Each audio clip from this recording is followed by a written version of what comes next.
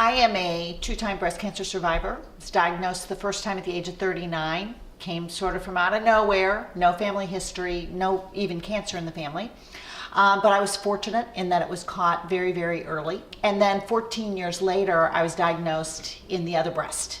Again, caught early thanks to the serious heavy-duty monitoring done by Siteman Cancer Center. And so again, I just had to have my surgery and no additional therapy. Because, I feel like I was one of the really lucky ones, then, my goal in life is to help those who come behind me and maybe aren't so lucky. And so as a result, I have established or founded 2 events that benefit the Young Women's Breast Cancer Program at Siteman Cancer Center. One is called Celebrate Fitness. It's a 90-minute fitness workshop that's held in the month of March. And then the second is Celebrate Spot, which is, we could like to call it a walk for dogs and their people, that's held in October. Celebrate Fitness benefits the Young Women's Breast Cancer Program, and we feel pretty passionately about this for a couple of reasons. Number one, I was diagnosed at 39, and so that is considered a young woman with breast cancer, really anyone under the age of 44. But what so many people don't realize is that young women in young women, breast cancer is really a different disease. It's much more aggressive, much more deadly. They recur at a higher rate, and their mortality rates are higher than any other subsegment of the breast cancer population.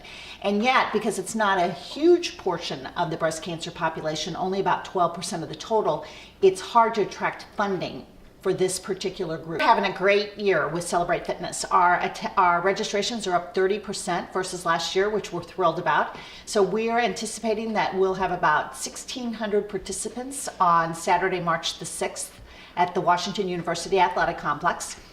And those participants can choose from, I believe it's 7 different events. So they can go into the big gym and do aerobics, Zumba, hip hop, and sort of a little bit of strength training and cool down. They can go to the pool and do water aerobics. They can go to the old Francis Fieldhouse and enjoy an hour and a half of yoga. They can go outside on the field and do boot camp with Keith Hauser from Shark Fitness Training. That's a rigorous workout, as you can imagine. Or they can do a 5K competitive run that's being run and managed by Gisalo Running, a 5K walk, or a 1-mile fun walk through the beautiful WashU campus.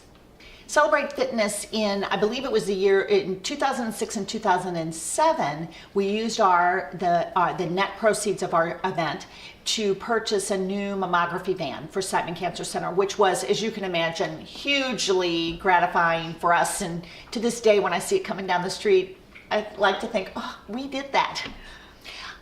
If you happen to be fitness phobic or feel like, ooh, I'm not in shape for this, there are a couple of options. Number one, the 1-mile fun walk is certainly easy to do, a great way to spend a Saturday morning with friends.